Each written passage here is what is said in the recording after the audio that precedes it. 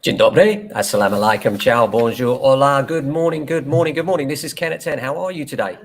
It's nearly Christmas. It's Christmas week already. It's upon us. Another year is gone. Before you blink, it will be 2023. How are you? I hope you're well, and I hope you're having a good, is it holiday season? Is it fair to say holiday season yet? Perhaps not. 20th December today, Tuesday, and property news as always. Number one thing I noticed is the government's extending the low deposit mortgage scheme, which is a good thing to support the market, really. And I think it will need that support next year, that's for sure. And then Lloyds has ended its ban on cladding mortgages. What this means is that the ill-fated EWS1, these forms that you require in order to sell your property, is no longer necessarily required by Lloyds. No doubt they'll still look at it carefully. It won't necessarily be the case that they'll accept it, but you've got a chance with Lloyds. So if you are in that situation where you've got a flat that's affected by the EWS1, and that is the fire safety cladding, then you may be able to get a mortgage or refinance through Lloyds Bank. So well worth looking at. No doubt they'll want evidence that there's things in the planning to remediate anything that's fixed. But it certainly is a good step forward for anyone that's in that position. As far as the market's concerned, what do we expect next year? Well, I think it's going to be a quiet one.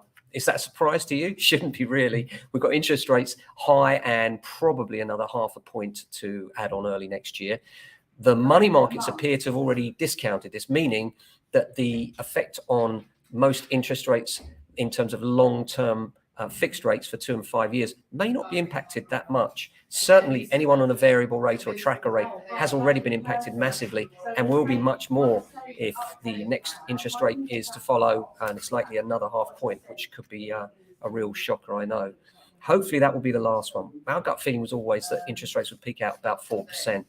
The era of really cheap money has gone. I don't think we're in the place where we can ever expect to see in our lifetimes those really low interest rates. But who knows? We're certainly in for a recession. How hard and how long that bites, it could end up going full circle and then the government needing to actually boost the market. But that remains to be seen. I think what we're in for is a hard year ahead. We're going to see an increase in supply of flats, particularly buy-to-let investors selling up. That's going to be the key difference next year, in my view. People that have buy-to-let investments, they're now looking at their mortgage payments, which will often exceed their rent. Even with rent increases, they're going to be looking to offload. So there will be substantially more flats coming to market next year, in my view. As far as the housing market's concerned, most of the houses are owner-occupied, and those owner-occupiers are tending to stay put, quite often clearing down their debt, so looking to make sure the interest payments that do remain are lower. And so what we expect is a much lower volume level, much lower transaction level throughout next year. As far as the rental market's concerned, well, it's desperate out there if you're a tenant, frankly. There's so little available. Everything we put live is just like literally the same day. We've got multiple applications and literally, we end up pulling these things off the market not long after we put them on because there's so much demand, and it's awkward and awful because you have to let people down and say, look, really sorry, it's not personal, it's just we only have one, right? That means that only one tenant can take this particular one, and then of course there's no more available because everybody's staying put. Because rents are rising so rapidly, very few people are choosing to move. Most tenants are trying to stay put, and most landlords are trying to reach some sort of compromise between current market rents and where they are at the moment. But obviously they're being pressured by those increasing interest rates, which are putting pressure on their finances and having to protect themselves against that.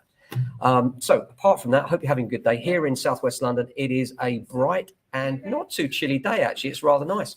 Good day for out viewing if you are looking for a house right now. Not that many of you are. So I hope you have a great day. Look after yourselves. We'll be back tomorrow with another edition. Until then, look after yourselves and your families, and ciao.